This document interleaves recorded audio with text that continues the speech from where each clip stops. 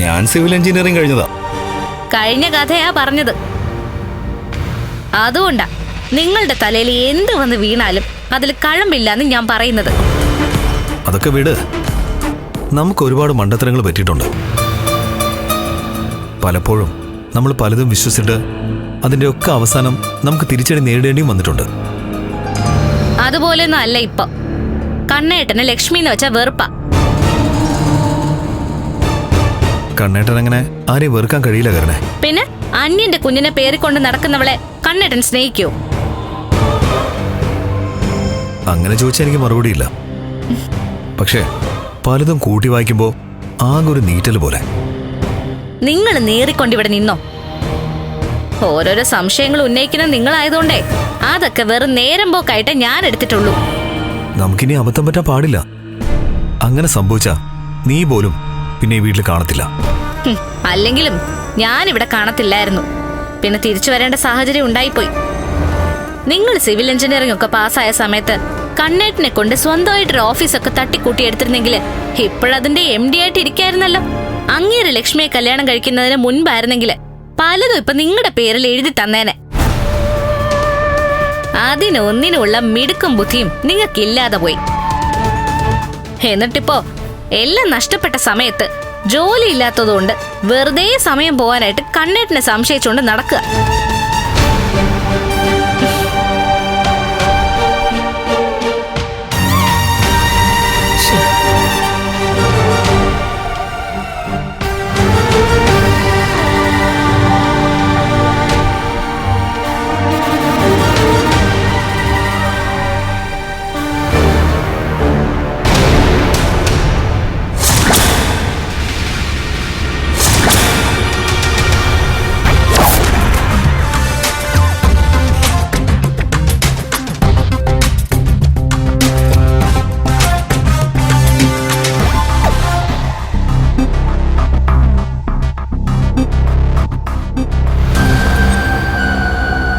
എടാ മോനെ, നിന്റെ ഈ സംശയം എന്നിലുമുണ്ട്.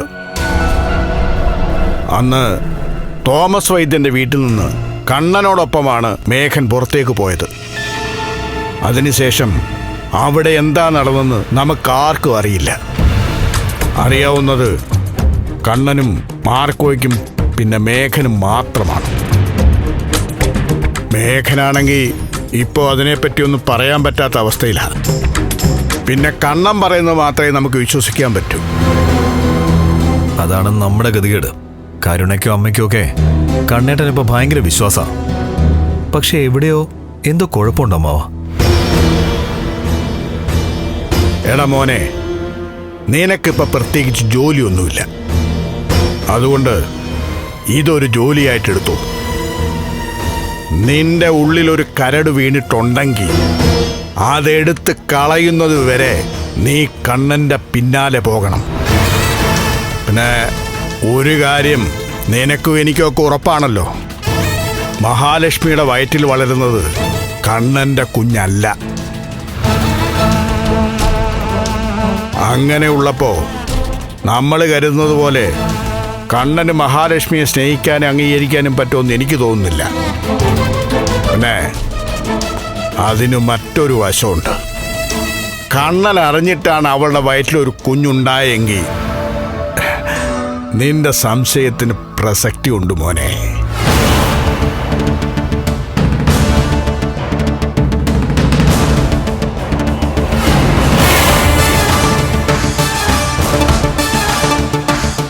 അങ്ങനെ തന്നെയാണ് ഞാനും ചിന്തിക്കുന്നത്. മഞ്ജു പ്രഗ്നന്റ് ആയിരുന്ന സമയത്ത് അമ്മ മഞ്ജുനോട് ചെയ്തൊക്കെ കണ്ണേട്ടനും ലക്ഷ്മിക്കും അറിയാം. അതുകൊണ്ട് എൻ്റെ തറവാട്ടിലെ ലക്ഷ്മിയുടെ കുഞ്ഞിൻ്റെ കാര്യം സുരക്ഷിതമല്ലാതെ കരുതിയിട്ടാണ് അവളെ അനന്തുൻ്റെ വീട്ടിൽ കൊണ്ടുപോയി വിട്ടതെങ്കിലോ? അതാടാ ഞാൻ പറഞ്ഞത്. ഇതൊക്കെ ഇപ്പോ നമുക്ക് തോന്നിയ സംശയങ്ങളാ. അതിനൊരു ക്ലാരിറ്റി കിട്ടണമെങ്കിൽ നീ കുറച്ച് യാത്ര ചെയ്തേ പറ്റൂ.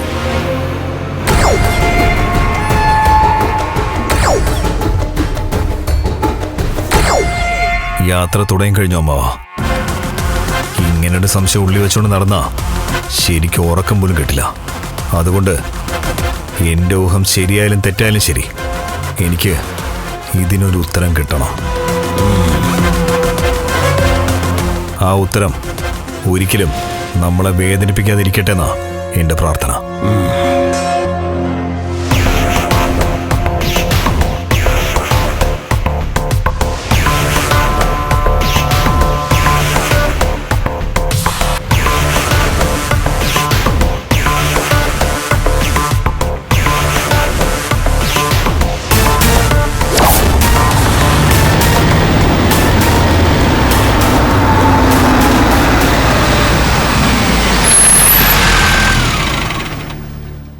അതെ, ഇവിടെ ഇങ്ങനെ ഏതു നേരവും എൻ്റെ കാർ വരുന്നതും പോകുന്നതും അപകടമാണ്. അതുകൊണ്ട് കാർ അങ്ങ് ദൂരെ ഇട്ടാൽ മതി. പിന്നെ ആ വീൽ ചെയറിങ് എടുക്ക. ശരി, അതിനകത്തിരുന്ന് തന്നെ പോവാം ഇപ്പോൾ. ഓ ആയിക്കോട്ടെ. എന്തായാലും ഒരു നാടകം ആടി തീർക്കുകയാണല്ലോ. ഇനി അത് ഭംഗിയായിട്ടങ്ങ് അവസാനിക്കുന്നത് നല്ലത്. അതിൻ്റെ ഇടയ്ക്ക് അബദ്ധം പറ്റണ്ട.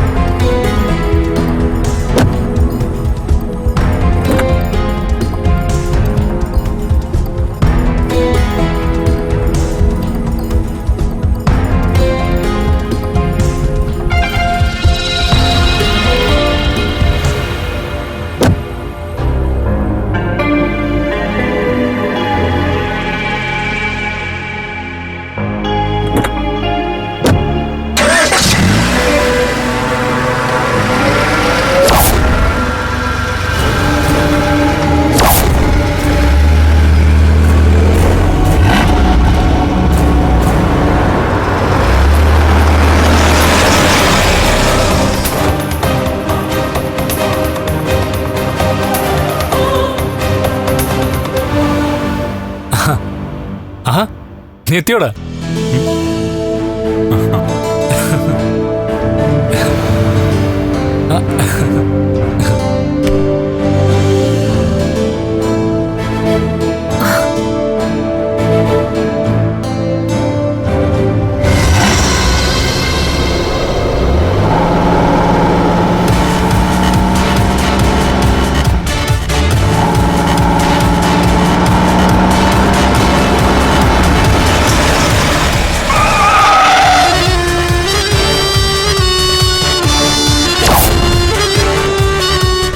ഇവനെന്താ ഇവിടെ?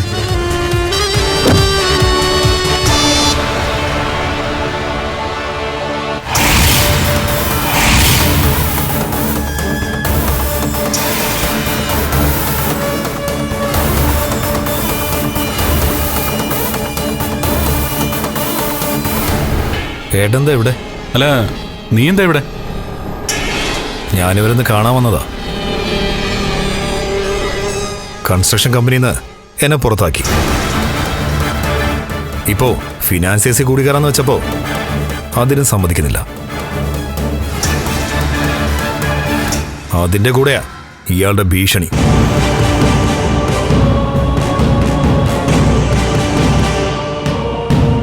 അത് തന്നെ ചോദിക്കാനാ ഞാനും വന്നേ. ഇവൾക്കെന്റെ പകുതി സ്വത്തുക്കൾ ദാനമായിട്ട് കൊടുത്തത് ഞാനാ. അങ്ങനെയുള്ളപ്പോ എന്റെ അനിയൻ എനിക്ക് കൂടി അവകാശപ്പെട്ട ഫിനാൻസിയേഴ്സിലേക്കും കൺസ്ട്രക്ഷൻ കമ്പനിയിലും കയറരുതെന്ന് പറയാൻ ഇവൾക്ക് എന്ത് അധികാരമുള്ളത്? എന്നെപ്പോലെ തന്നെ നിയമം പഠിച്ചവനാണ് നീയും. ഒരു കമ്പനി 2 പേരുടെ പേരിലാണെങ്കിൽ ആ കമ്പനിയിലെ നിയമനങ്ങൾ 2 ആളും അറിഞ്ഞുകൊണ്ട് മാത്രമേ നടത്താൻ പാടുള്ളൂ. 2-ൽ ഒരാൾക്ക് ഇഷ്ടമല്ലെങ്കിൽ ആ നിയമനം തടയും.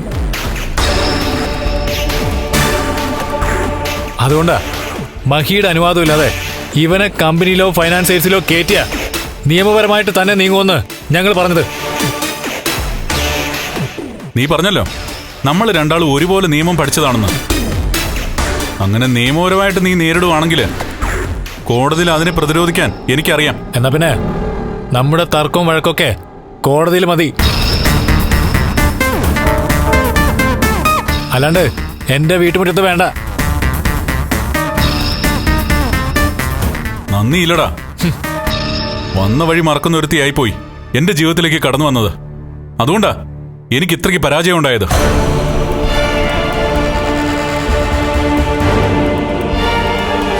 നിങ്ങൾക്ക് ഇനിയെങ്കിലും ഈ താലി അഴിച്ച് മാറ്റിക്കൂടെ? എന്നിട്ട് അത് ഇട്ട ആൾക്ക് തിരികെ കൊടുത്തൂടെ? എന്നെ വേണ്ടാന്ന് പറയുന്നത് നിന്റെ ഏട്ടനാ. എനിക്കിപ്പോഴും കണ്ണേട്ടനോട് സ്നേഹമാ. അങ്ങനെ സ്നേഹിക്കുന്ന ഒരാള് എന്റെ കഴുത്തിലിട്ട താലി ഞാനായിട്ട് അഴിച്ചു മാറ്റില്ല. നിങ്ങളുടെ വയറ്റിൽ കിടക്കുന്ന കുഞ്ഞിന്റെ അച്ഛനല്ലേ നിങ്ങളുടെ കഴുത്തിൽ ഇനിയൊരു താലി കെട്ടേണ്ടത്? അയാള് കെട്ടിക്കൊടുത്ത താലി തന്നെയാടാ എന്റെ ഭാര്യയുടെ കഴുത്തിൽ കിടക്കുന്നേ. എന്താ നിങ്ങളൊന്നും പറയാത്തത്? അതിനുള്ള മറുപടി മഹി പറയേണ്ട സമയത്ത് പറഞ്ഞോളും.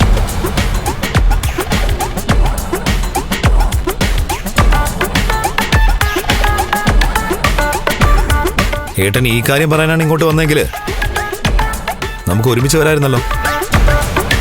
ഞാൻ ഫിനാൻസിയേഴ്സിലേക്ക് വരുമായിരുന്നടാ. ആ സമയത്ത് പലതും ഓർത്തപ്പോ എന്റെ രക്തം തിളച്ചുപോയി. പിന്നെ ഞാൻ സുമേഷ് ഏട്ടനോട് പറയായിരുന്നു ഇങ്ങോട്ട് വണ്ടി വിടാൻ.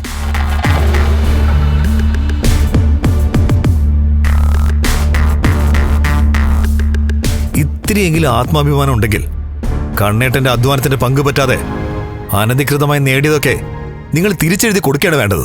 മനസ്സില്ല.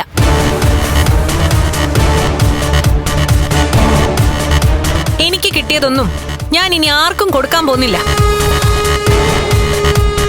എടാ, കിട്ടേണ്ടതെല്ലാം കിട്ടിയടാ. ഇനി അത് പ്രതീക്ഷിക്കണ്ട. പക്ഷെ ഒരു കാര്യം എല്ലാവരും ഓർത്തോ,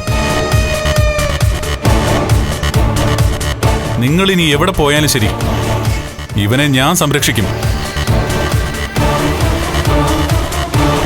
അതിനുള്ള ആസ്തിയൊക്കെ എനിക്കിപ്പോഴും ഉണ്ട്.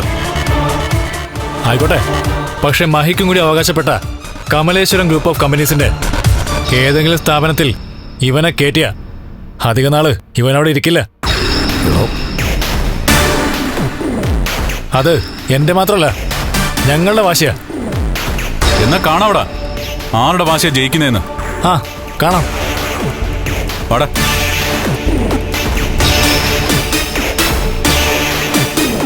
കാറുമായിട്ട് ഡ്രൈവർ പോയല്ലോ കേട്ടോ.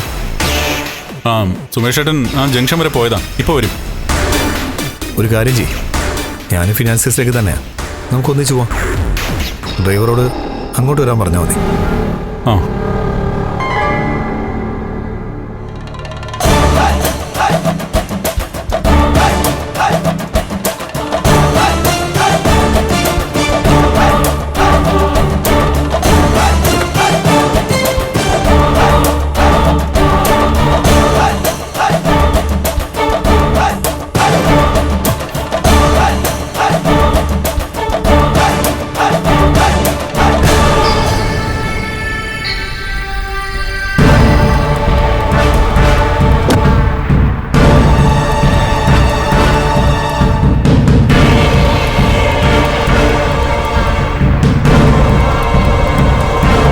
കുറച്ചു സമയം മഹിയോട് വർത്തമാനം പറഞ്ഞിരിക്കാനാ വന്നത്. അതിനിടയ്ക്ക് ഇങ്ങനൊരു അത്യാഹിതം സംഭവിക്കുന്നു കരുതിയില്ല.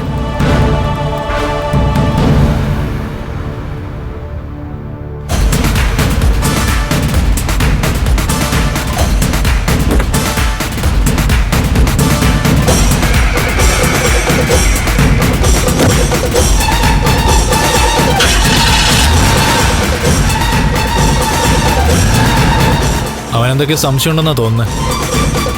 അല്ലെങ്കിൽ കണ്ണന്റെ പിന്നാലെ ഇങ്ങനെ പാഞ്ഞു വരേണ്ട കാര്യമില്ലല്ലോ. അതാ ഞാനും ആലോചിക്കുന്നേ.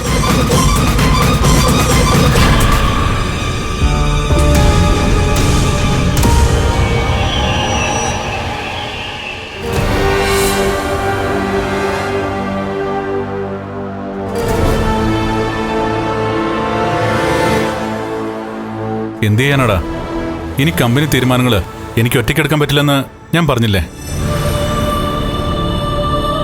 അയാളുടെ ഒപ്പിന് അത്രയ്ക്ക് വിലയുണ്ട്. ആ, ഇനിയിപ്പോ നിന്നെ ഞാനിവിടെ നിയമിച്ചു എന്നിരിക്കട്ടെ. അനന്ത് കേസ് ഫയൽ ചെയ്യുകയാണെങ്കിൽ കോടതി അവൾക്കൊപ്പം നിൽക്കൂ. അവളുടെ അനുവാദം ഇല്ലാതെ ഇനി ഇവിടെ ഒരു സ്റ്റാഫിനെ നിയമിക്കാൻ പറ്റില്ല. അങ്ങനെയെങ്കിൽ നമ്മുടെ കൺസ്ട്രക്ഷൻ കമ്പനിയിൽ മഞ്ജുവിനെ അപ്പോയിന്റ് ചെയ്ത ആരാ? അവളല്ലേ? അപ്പോൾ അവളെ നീക്കം ചെയ്യാൻ കണ്ണേണ്ട് പറ്റില്ലേ? പറ്റില്ല. കൺസ്ട്രക്ഷൻ കമ്പനിയിൽ അധികാരം കൂടുതൽ അവൾക്കാ. കണ്ണേട്ടന്റെ മുമ്പിൽ അവള് സംസാരിച്ചത് കേട്ടില്ലേ? അവള് മാത്രമല്ല, അവൾക്ക് മുന്നേ കണ്ണേട്ടനെ സ്നേഹിച്ചു തുടങ്ങിയതാ, സ്വന്തം കൂടപ്പുറപ്പായി കണ്ടതാ ആ ആനന്ദവും അയാളുടെ ഭാര്യയൊക്കെ. എന്നിട്ട് അവരുടെ സംസാരം കേട്ടില്ലേ? അവരെല്ലാവരും എന്നെക്കാൾ ഇഷ്ടപ്പെടുന്നത് അവളെയാ. പിന്നെ എനിക്കെന്ത് ചെയ്യാൻ പറ്റും? മനുഷ്യന് ഇങ്ങനെ പെട്ടെന്ന് മാറാൻ പറ്റുവേട്ടാ? സമ്പത്തിന് വേണ്ടിയാ ആൾക്കാർ പലപ്പോഴും യുദ്ധം ചെയ്യുന്നത്. അതിനു വേണ്ടിയിട്ടാ ജീവിക്കുന്നത് പലരും. ആ കൂട്ടത്തിൽ പെട്ടവരല്ല അവരൊക്കെയെന്ന് ഞാൻ കരുതി. അത് എനിക്ക് പറ്റിയ തെറ്റാ. ഞാൻ ഒരുപാട് തവണ ഏട്ടനോട് പറഞ്ഞല്ലോ, വിശ്വാസവഞ്ചനയ്ക്ക് ഏട്ടന് കേസ് കൊടുക്കാന്ന്. ഏട്ടന് ഇങ്ങനൊരു വൈകല്യം ഉള്ളതുകൊണ്ട് കോടതി ഏട്ടനോടൊപ്പം നിൽക്കും. പിന്നെന്താ ഒരു കേസ് ഫയൽ ചെയ്താ? കണ്ണേട്ടന് നിയമം അറിയാവുന്ന കൂട്ടത്തിലല്ലേ? അങ്ങനെ കേസ് കൊടുത്താൽ അത് ബലക്കത്തിലുണ്ണി. എന്തുകൊണ്ടാ ബലക്കാത്തത്? കണ്ണേട്ടനാണ് അവൾക്ക് സ്വത്തിന്റെ പകുതി ഭാഗം എഴുതി കൊടുത്തത്. അതിന് തെളിവുകളുണ്ടല്ലോ. ആ തെളിവുകളൊന്നും കോടതി മുഖവിലേക്ക് എടുക്കത്തില്ല. ആർക്കെന്തെങ്കിലും എഴുതി കൊടുത്തു കഴിഞ്ഞാൽ അത് കൊടുത്തത് തന്നെയാ. അരയ്ക്ക് താഴോട്ട് തളർന്ന ഭർത്താവിനെ ഭീഷണിപ്പെടുത്തിയിട്ട് അവരെല്ലാം എഴുതി വാങ്ങിച്ചതാണെന്ന് പറഞ്ഞാലോ? ബലമായിട്ട് ഒപ്പിടിച്ചതാണെന്ന് പറഞ്ഞാലോ? അതൊക്കെ എത്രത്തോളം പ്രാക്ടിക്കലാവുമെന്ന് എനിക്കറിയില്ല. ഇനിയിപ്പോ ഇതൊക്കെ കോടതിയിൽ കേസും വഴക്കുമൊക്കെ ആയി പോയാ അതിലൊക്കെ വിധി വരാൻ വർഷങ്ങളെടുക്കും. ഈ രീതിയിലാണ് പോക്കെങ്കിലേ ഇനി ഒരു ഒറ്റ മാർഗേ ഉള്ളൂ, മഹാലക്ഷ്മിയെ തട്ടിക്കളയാ.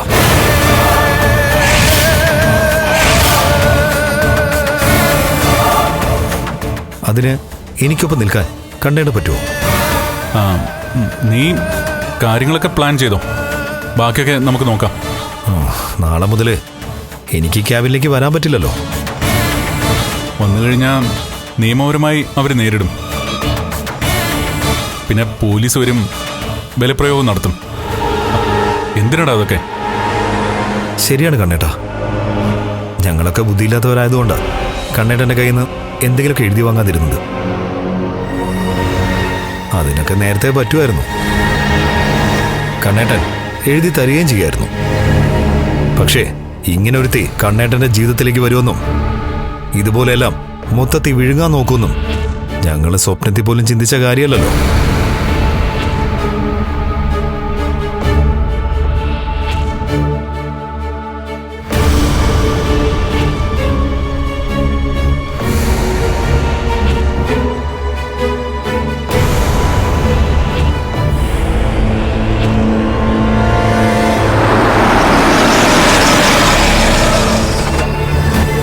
കണ്ണേട്ടൻ അവിടെ വഴക്കുണ്ടാക്കാനായിട്ടാണ് വന്നതെങ്കിൽ പിന്നെ എന്തിനാണ് കാറ് ദൂരെ ഇട്ടത്?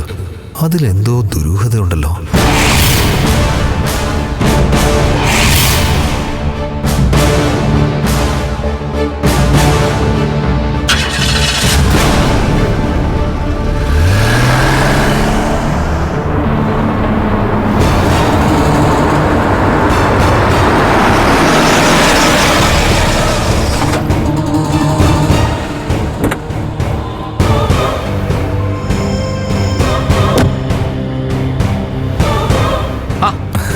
കുറെ ആയല്ലോ സാറേ കണ്ടിട്ട്. എന്തൊക്കെയുണ്ട് വിശേഷങ്ങൾ? ഒരു കിലോ ആപ്പിൾ വേണമായിരുന്നു. ശരി. കണ്ണേട്ടൻ ഇങ്ങോട്ടേക്ക് ഫ്രൂട്ട്സ് വാങ്ങാനോ മറ്റോ വരാറുണ്ടോ? ഇടയ്ക്കൊക്കെ വരും. ഇവിടുത്തെ ഫ്രൂട്ട്സ് സാറിന് വലിയ ഇഷ്ടമാണല്ലോ. ഇന്നും വന്നായിരുന്നു. എന്നിട്ട് ഇവിടെയുള്ള മിക്ക ഫ്രൂട്ട്സും വാങ്ങിച്ചോണ്ടാ പോയത്. ഓ, എല്ലാം വാങ്ങിയായിരുന്നോ? എല്ലാം ഓരോ കിലോ വെച്ച് വാങ്ങിക്കൊണ്ടാ പോയത്. അത് സാർ അറിഞ്ഞില്ലായിരുന്നോ? ഇല്ല, അറിഞ്ഞില്ലായിരുന്നു. അത് ചിലപ്പോൾ വീട്ടിലേക്കായിരിക്കില്ല വാങ്ങിച്ചത്, ഏതെങ്കിലും ഫ്രണ്ട്സിനോ മറ്റോ കൊടുക്കാനായിരിക്കും. അങ്ങനെ ഏതാണ്ടാ പറഞ്ഞത്. ആപ്പിൾ മാത്രം മതിയോ സാറേ? തൽക്കാലം അത് മതി. ഞാൻ ചിന്തിച്ചത് ശരിയായി. അയാൾ ഇവിടെ വന്ന് ഫ്രൂട്ട്സ് വാങ്ങിയിട്ടായിരിക്കണം അനന്തുവിന്റെ വീട്ടിലേക്ക് പോയത്. ഇനി ഇതിന്റെ അവസാനം കണ്ടെത്തിയേ പറ്റൂ. സാറേ, നല്ല ഓറഞ്ചും അരിയില്ലാത്ത മുന്തിരിയൊക്കെ ഉള്ളത്. ഓരോ കിലോ വെച്ച് എടുക്കട്ടെ? അതൊന്നും വേണ്ട, ഇത് തന്നെ ധാരാളം. എത്രയായി? 240.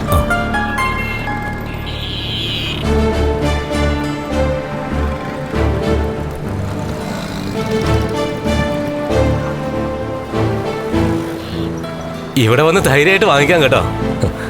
ഇതൊക്കെ മായൊന്നും കലരാത്ത ഫ്രൂട്ട്സാ.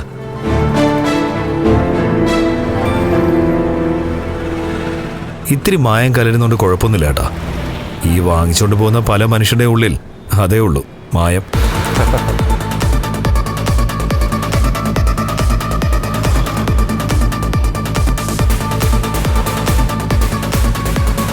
അയാൾ എന്തായാലും ഫ്രൂട്ട്സ് വാങ്ങിയത് വീട്ടിലേക്കല്ല, പിന്നെ അത് ഉറപ്പായിട്ടും ഈ സമയത്ത് ഫ്രൂട്ട്സ് കഴിക്കേണ്ടവർക്ക് തന്നെയാണ് കൊണ്ട് കൊടുത്തിരിക്കുന്നത്. അതും ഈ കടയിലുള്ള സകല ഫ്രൂട്ട്സും വാങ്ങിക്കൊണ്ട് അയാൾ പോയത്. ഇത് വല്ലാത്തൊരു തേപ്പാണെങ്കിൽ കൂടുതൽ തേയുന്നതിന് മുൻപ് എല്ലാത്തിനും ഒരു ഉത്തരം കണ്ടെത്തിയേ പറ്റൂ.